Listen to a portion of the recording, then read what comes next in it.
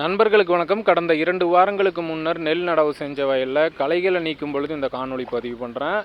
இந்த வயலில் களைகள் அதிகரிக்கிறதுக்கு முக்கிய காரணம் நீர் தங்காதது தான். நீரை நல்லா தேக்கியிருந்தோம் அப்படின்னா விதைகள் எல்லாம் அழுகியிருக்கும்.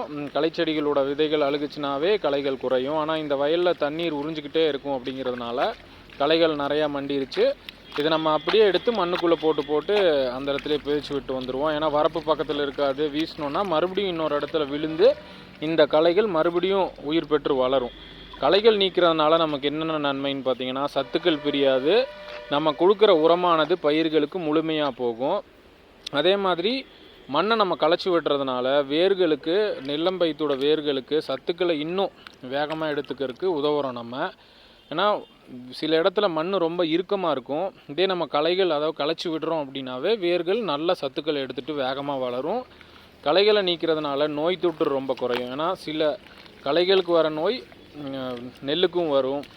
கண்டிப்பாக களைச்செடிகள் சுற்றி இருந்துச்சு அப்படின்னா என்ன தான் நீங்கள் உரம் கொடுத்தாலும் நெல்லம்பயிறு நல்லா தளைஞ்சு வரவே வராது. களைகள் இருக்கிற பக்கம் அப்படியே வளர்ச்சி குன்றி மகசூல் ரொம்ப ரொம்ப கம்மியாயிரும். அதனால் நம்ம ஆட்கள் விட்டு தெளிவாக இந்த மாதிரி எடுக்கிறது தான் நெல் விவசாயத்தில் மிகவும் முக்கியமான ஒரு பணி.